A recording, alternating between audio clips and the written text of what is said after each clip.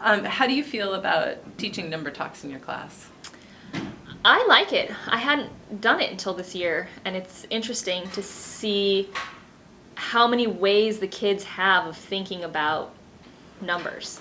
And I never really thought about it that way. So I think it's interesting. After learning about mindsets and number talks and the new standards, how have you changed your instructional practice in your classroom? I think we give the kids more time to think about what we're asking them, and require them to do more or maybe better listening of other students and be able to maybe repeat or restate what somebody else has said, so that they're actually practicing paying attention to the ways that other kids might think or solve problems.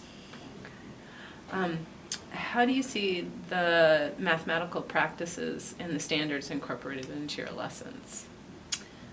I think that overall, we're all working towards a goal, and there's different ways of getting there. So I think that it's not just going step by step through the book. It's thinking about what's the overall goal, how can we reach that, using different resources, putting different books together, doing different activities that aren't, step in line with, everyday math or envision math, but incorporating other things in to try to hit those standards in different ways.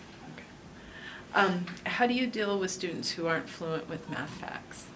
That's a tough one, because math facts are so important of how you think about numbers and how quickly you can solve problems.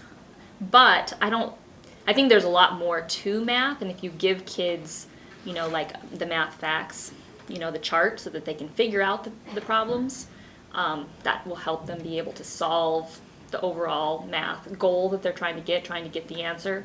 I don't think that math is always about being able to solve it as fast as you can. Some kids can do it really fast, and knowing their math facts helps them to more quickly solve problems. But if you give another kid, a multiplication chart, they can use their knowledge of math and the help of the chart to get to the goal also.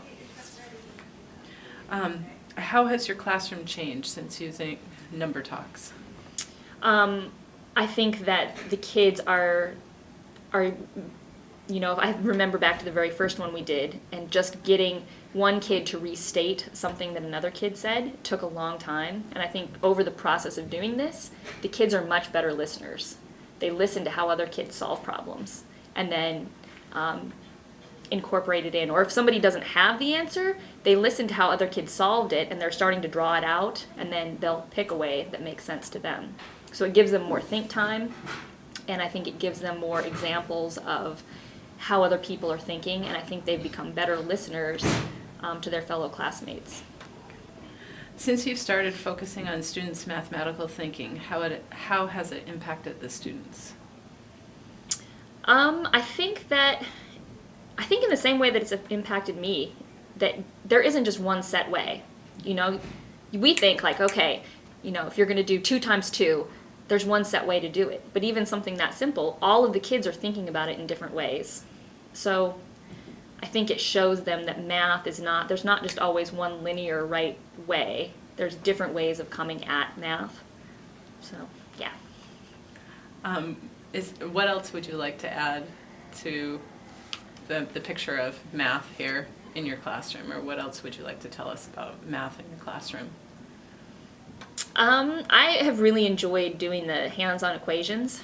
I think a lot of areas in the curriculum, we do it in a hands-on kind of way, and math sometimes tends to be, this is the process for how you solve it. And I feel like the hands-on equations really, puts the materials in the kids' hands so that they can manipulate them and realize what they're doing and actually see what it is that they're doing mathematically.